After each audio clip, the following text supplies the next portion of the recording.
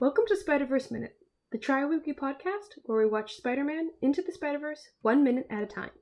I'm Caroline Slater. And I'm her brother Sean. And today we are discussing Minute 68. It starts with Miles still writing the note to his uncle, and ends a minute later with Prowler jump scaring. What did you title this minute? Unexpected Visitor. Yeah. Which one's unexpected? Both of them, I guess. Yeah. I guess you could kind of do either. Yeah. Yes? Which one? Yes? Yeah, I really like Miles's just like look of sadness on his face in this scene as he's writing it. Of just like, you can really tell he's conflicted on what he needs to do and how that, how he needs to move forward. It would have been interesting to see what the rest of his note would have been if he had not been interrupted. Yeah. I love this whole minute in general, specifically because of just the animators' work on his faces and stuff. But the one thing I like voiceover-wise is is Miles saying he's tired of letting everybody down. Yeah. And it first off brings up that theme of the expectations on Miles, or at least the expectations he gives himself. Yeah. And I just, it's a great, like you can see he's so defeated. I'm like, Miles, no. Yeah, I like how, too, he goes to his uncle to, like, try to get help with that. And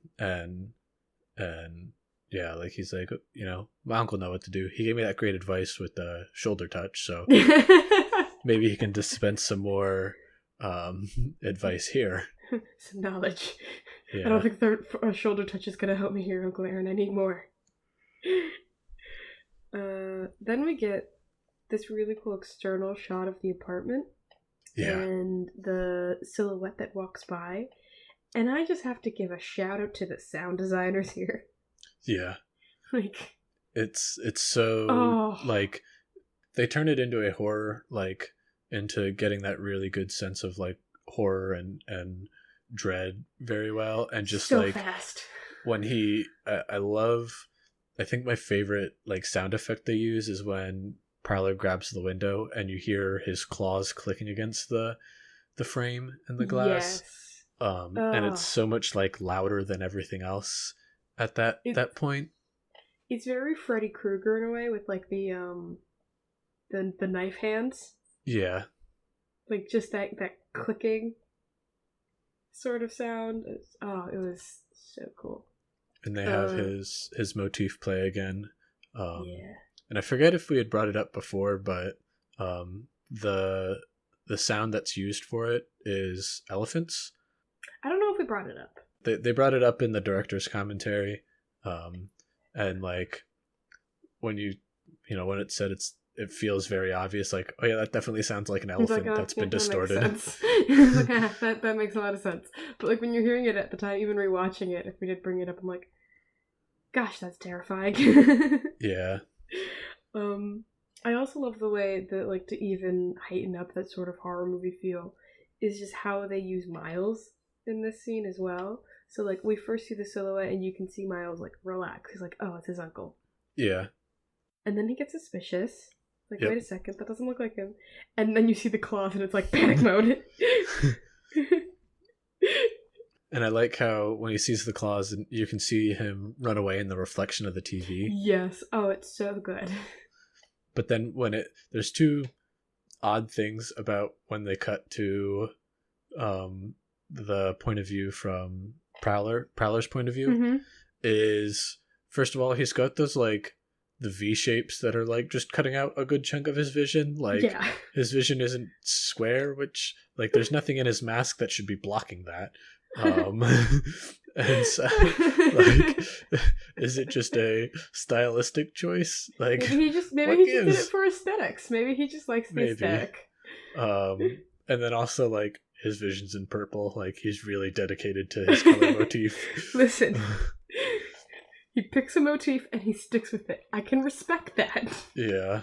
I feel like I appreciate the dedication. Red might be better, or green is at least like night vision.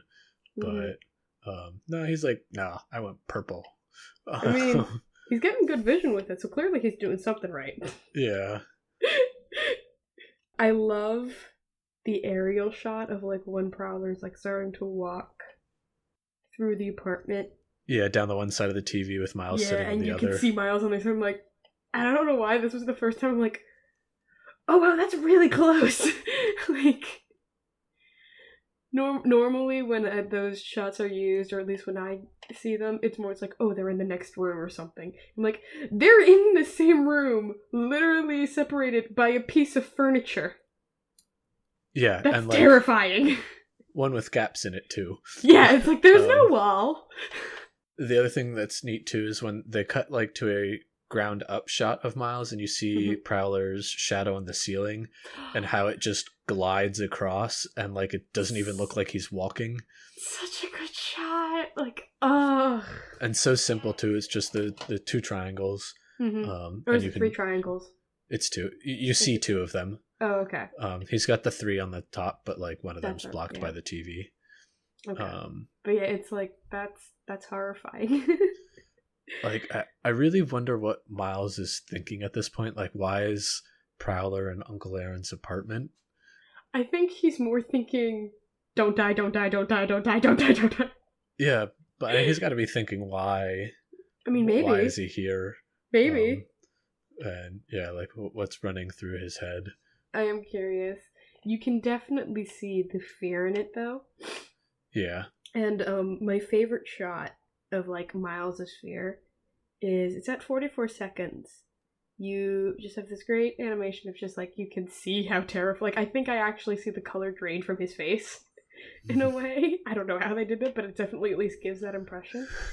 But there's also this like small detail of like so like his breathing is quickened, and the way they did it is like at the very bottom of his throat.